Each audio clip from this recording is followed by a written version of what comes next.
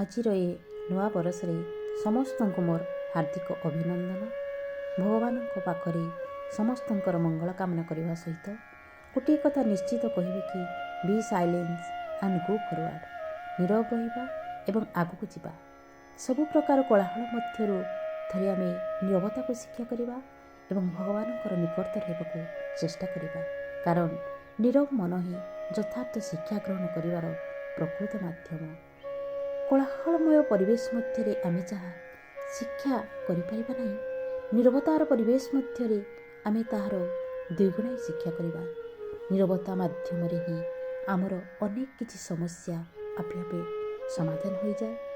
2024 ମସିହାରେ ସମସ୍ତେ ସଫଳତାର ପାହାଚ ଅତିକ୍ରମ କରନ୍ତୁ ବୋଲି ମୁଁ ଭଗବାନଙ୍କ ନିକଟରେ ପ୍ରାର୍ଥନା ଜଣାଇ ମୋ ନିଜସ୍ୱ ଢଙ୍ଗରେ ଗୋଟିଏ ସଙ୍ଗୀତ ପରିବେଷଣ କରୁଛି ଏବଂ ଭଗବାନଙ୍କ ନିକଟରେ ସମସ୍ତଙ୍କର ଶୁଭକାମନା କରୁଅଛି। ନୂଆ ବରଷ ନୂଆ ସକାଳ ଆସିଛି ଘେନି ନୂଆ ସମ୍ଭାର। ନୂଆ ବରଷ ନୂଆ ସକାଳ ଆସିଛି ଘେନି ନୂଆ ସମ୍ଭାର। ଆସ ଆମେ ଗାଇବା, ଆସ ଆମେ ହସିବା, ଆସ ଆମେ ଗାଇବା, ଆସ ଆମେ ହସିବା। ଭୁଲିଯିବା ସବୁ ଦୁଃଖ, ଭୁଲିଯିବା ସବୁ ଦୁଃଖ ଆମ ଅତୀତର। ନୂଆ ବରଷ ନୂଆ ସକାଳ ଆସିଛି ଘେନି ନୂଆ ସମ୍ଭାର। ନୂଆ ବରଷ ନୂଆ ସକାଳ ଆସିଛି ଘେନି ନୂଆ ସମ୍ଭାର। କରିବା ଆମେ ଭଲ କର୍ମ, ରଖିବା ଆମେ ଆମ ଧର୍ମ। କରିବା ଆମେ ଭଲ କର୍ମ, ରଖିବା ଆମେ ଆମ ଧର୍ମ।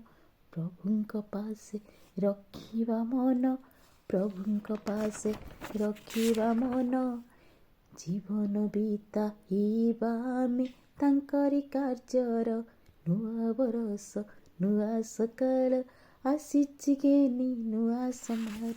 ନୂଆ ବରଷ ନୂଆ ସକାଳ ଆସିଛି ଘେନି ନୂଆ ସମ୍ଭାର। ଆସ ଆମେ ଗାଇବା, ଆସ ଆମେ ହସିବା, ଭୁଲିଯିବା ସବୁ ଦୁଃଖ ଆମ ଅତୀତର। ନୂଆ ବରଷ ନୂଆ ସକାଳ ଆସିଛି ଘେନି ନୂଆ ସମ୍ଭାର। ନୂଆ ବରଷ ନୂଆ ସକାଳ ଆସିଛି ଘେନି ନୂଆ ସମ୍ଭାର। ବିଫଳତା ଭୁଲିଯିବା, ସଫଳତା ଆମେ ପାଇବା। ବିଫଳତା ଭୁଲିଯିବା, ସଫଳତା ଆମେ ପାଇବା। ଜୀବନ ଧାରା ବଦଳିବା, ସତ୍ୟ ଧର୍ମର ପଥ ଧରିବା। ଜୀବନ ଧାରା ବଦଳିବା, ସତ୍ୟ ଧର୍ମର ପଥ ଧରିବା। ମନରେ ଧରି ପ୍ରଭୁଙ୍କ ଭାବ, ଆମେ ହୋଇବା ତାଙ୍କର ଆପଣାର। ନୂଆ ବରଷ ନୂଆ ସକାଳ ଆସିଛି ଘେନି ନୂଆ ସମ୍ଭାର। ସବୁ ଜୀବନ ଦିବ୍ୟ ଜୀବନ, ସବୁ ଭାବନା ଦିବ୍ୟ ଭାବନା।